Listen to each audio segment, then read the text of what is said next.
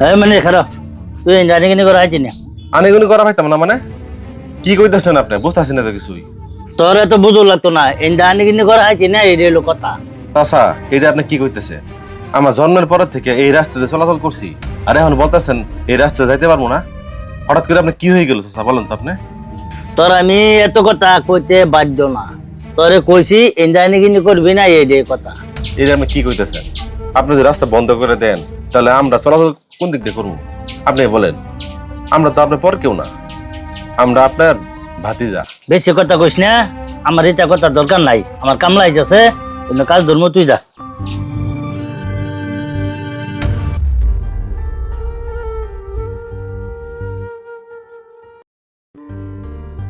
গাছটা সুন্দর করে করবাই। ঠিক আছে আমার জায়গা আমি এনে কিনে করবে না, সমস্যা আছে না এই যে জায়গাটা আছে না, এই সিধা করিয়া 10 ইঞ্চি কাট নিয়ে দিবেন, একেবারে এই যে উষা করে দেবেন অনেকটা, ঠিক আছে? হ্যাঁ আপনি যেমনি কইবেন এমনি দিয়াম, অসুবিধা নাই। মেসুর সাহেব হ্যাঁ এই যে সুন্দর করে কাজটা করবেন, হ্যাঁ? আচ্ছা সিমেন্ট বালু সব ওই যে বাড়ির ভিতরে আছে, হ্যাঁ? ঠিক আছে। আপনি তাড়াতাড়ি কাজ ধরেন তাহলে। আচ্ছা দুলু ভাই তাহলে আইনে গেল আইনে যত পাচ্ছি আমি খারই। আচ্ছা ঠিক আছে। আচ্ছা তাই আইনে আর সাথ দিতাম না, জীবনে বহুত সাথ দিছি, কখন দেখো কি বানি কিনে এটা করস।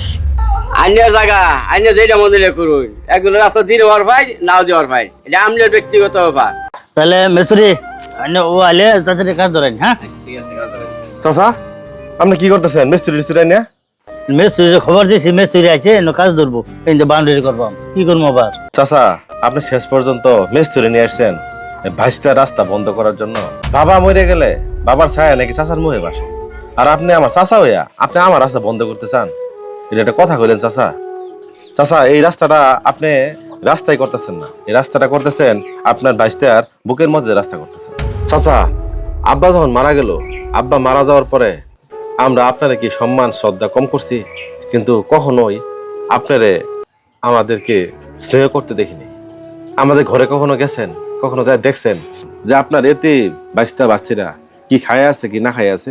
আমার মাটা মানুষের বাসায় কাজ করে আমাদেরকে মনে করছে, কিন্তু সারাটা জীবন আপনি আমাদের সাথে শত্রুতামি করলেন। চাচা আপনি না আমার বাবার ভাই, বাবা মরে যাওয়ার পরে তো বাবার ছায়াটা আপনার মুখে ভাসে।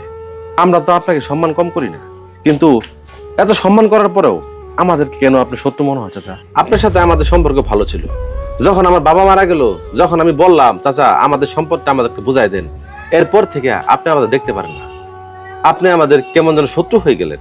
কেন চাচা? আমাদের হক আমাদেরকে বুঝাই দিবেন, সেটার জন্য আপনার সমস্যা কোথায় বলেন তো? আমরা কি বলছি যে আপনার ভাগের থেকে আমাদের সম্পত্তি দেন? আমার বাবার হকটা আমাকে বুঝাই দিবেন, আমাদেরকে বুঝাই দিবেন, সেটা চাওয়ার পর থেকেই আপনি আমার শত্রু হয়ে গেলেন। যখন কাছের মানুষগুলো শত্রু হয়ে যায় চাচা, তখন আপন বলতে আর কিছু থাকে না। আপনার তো জায়গা সম্পত্তির অভাব নাই, তাহলে এরপরেও আমরা এই রাস্তায় চলাচল করি, এই রাস্তার মধ্যে বেড়া দিতে হয় কেন? এই রাস্তা বন্ধ করতে হয় কেন চাচা? আমাদের অপরাধ কি? আমার অপরাধ কি এটাই যে আমি চাইছি যে আমার বাবার সম্পদটা আমাকে বুঝাই দেন? এটাই কি আমার অপরাধ? সেই অপরাধের জন্যই কি আপনি আজকে আমাদের রাস্তা বন্ধ করতেছেন? তোকে সম্পদ তোকে বুঝাইছি না, আবার কি বুঝাই দিব? আর কি তোর আমার সম্পদ পাস এই যে তোর বুঝাই দিব? জীবনে বহুত মানুষ দেখছি, তা আমলের মতো খারাপ মানুষ দেখছি না। আপন 22টা রাস্তা কেউ বন্ধ করে দেয়? এই আমি তো ওই জগতে কোনো হালো দেখছি না। আপনি আসলে একটা খারাপ লোক। এই রাস্তা এই বন্ধ করবা গিয়ে আমি কি গুনার ভাগ্য নাকি? এইটা কাম আমি করতাম। আমি 22 টাকা 5000 লোক সবসময় আসক্ত নামাজ পড়ে, আমি এই রাস্তা কাম করিয়া গুনার ভাগ্য পাইতাম না, গেলাম গা। আপনাকে আমার বোঝানোর মতো ক্ষমতা নাই।